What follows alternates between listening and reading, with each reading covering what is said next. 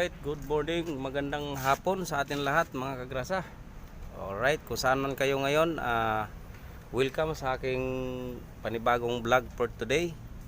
So ngayong ating topic ngayon ay kung paano natin mapaandar itong isang sasakyan na ayaw nang umistart. Sa mga ganitong unit na Hino, ano to mga kagrasa, Hino 300.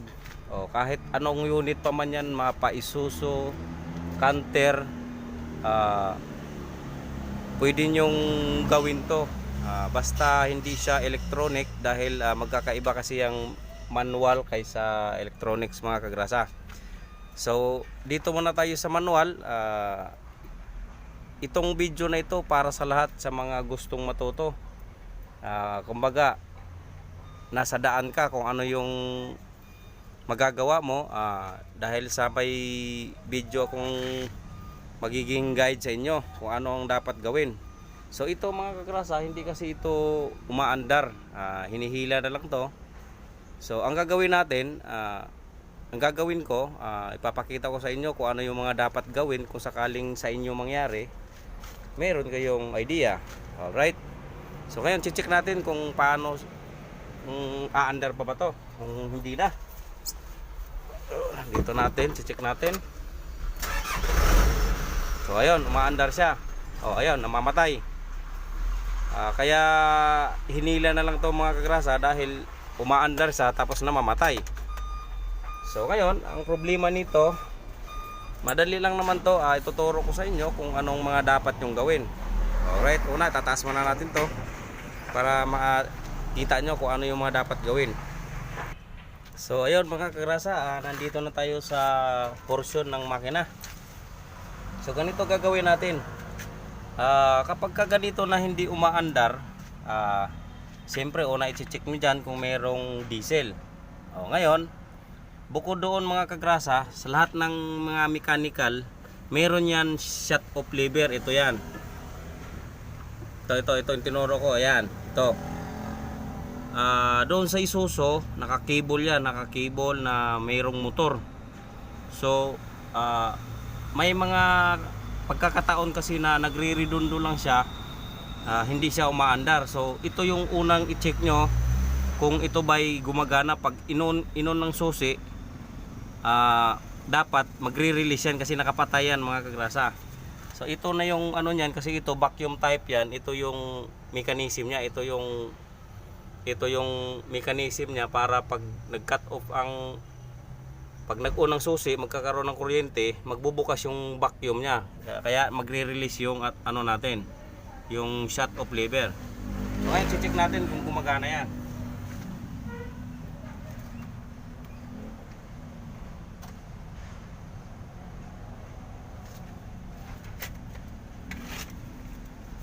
Yun hindi gumagana .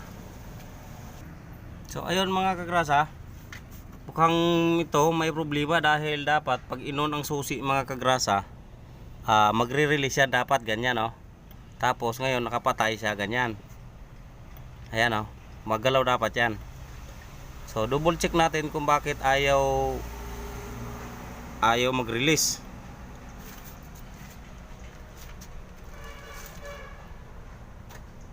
Wala, hindi gumagalaw Bakit kaya? So ayun, yun ang sinasabi ko sa inyo na dapat naka-release dapat yan mga kagrasan. Dapat ito nakaganyan dapat yan. Pag off, nakaganyan dapat, nakahila. Ngayon pag on, re-release siya. Tingnan natin. So ngayon mga kagrasa, ito yung gagawa natin ng solusyon ngayon. So bago ko pala ipagpatuloy, shout out pala kay Proilan Bautista ng La Union. Maraming salamat sa suporta. Sa mga lahat ng mga gustong magpa-shout out, comment lang kayo mga kagrasa. Kay Dan Mechanics, kay Alvin Aurea, sa mga iba pang nagpapa-shout out, kay WGL Official, kay Angie Bisano. Alright, kay Paring Jojo, kay Arnel Beltran, Paring Angie Boy, kay Wilmar Candidato. Yun si Bay Wilmar, napakabait na tao yan. Sa tulong ng aking kasama ngayon na si Boss Jose. Yeah. Magpapatulong lang ako dito dahil gusto kong ipakita sa inyo kung paano i-troubleshoot kapag ganito. Malay mo, napakadali lang pala. Sa tulong ng aking vlog, makakuha kayo ng idea.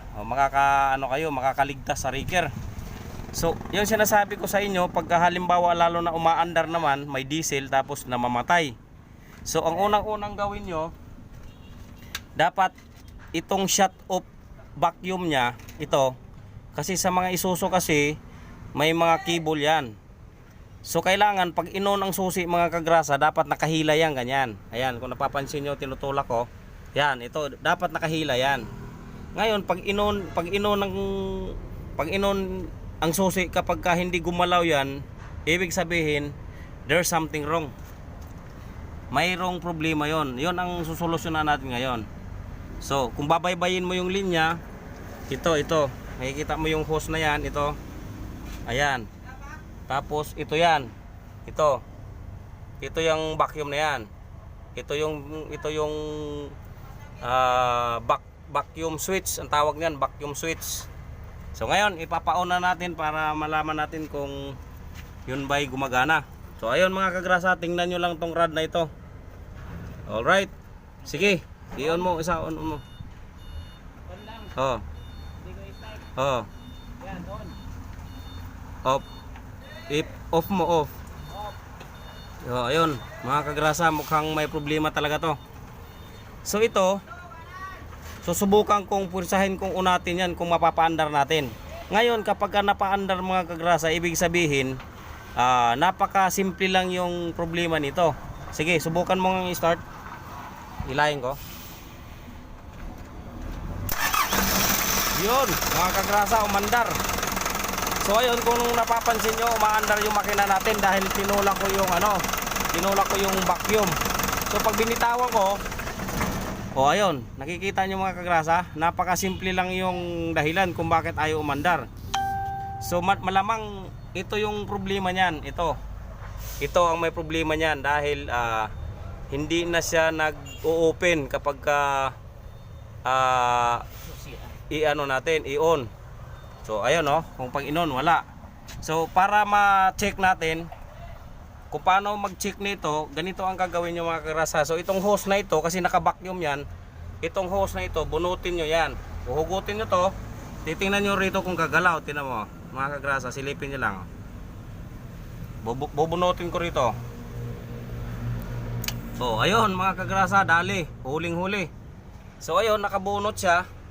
Dapat pag on, nakaganyan yan. Anong tawag dyan? Naka-release. So ngayon papa-start natin kung aandar siya. So natural, aandar yan. Ayun. So ayun mga kagrasa, umaandar siya. Naka-on ang susi. So ngayon, ibabalik ko ito para mapatunayan natin na sira to. So ayan, ito ibabalik na natin. Ayun, namatay. Diba? Napakasimple lang.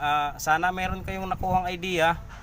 So ang gagawin ko, papalitan ko ito para ang tawag nito, para gumana uli yung sa kanyang shut off vacuum, kasi vacuum type kasi yan. So sa mga Isuzu, sa mga Canter, sa mga electronics naman mga kagrasa, malamang baka hindi lang may mga fuse kasi yan, medyo komplikado yung mga electronics. So ayun, sana meron kayong nakuhang idea kung paano i-trace yung mga ganitong simpleng problema. Huwag niyong kalimutang mag-like, comment, hit the bell. Subscribe na rin din kayo mga kagrasa. Sana meron kayong nakuhang idea. So ayun, anong masasabi mo, Boss Jose? Ayos. Alright, mga kagrasa, thank you kay MG Makoy ng Sauyo Road. MG Makoy Transport, shout out. So ayun mga kagrasa, God bless atin lahat. Maraming salamat sa panonood.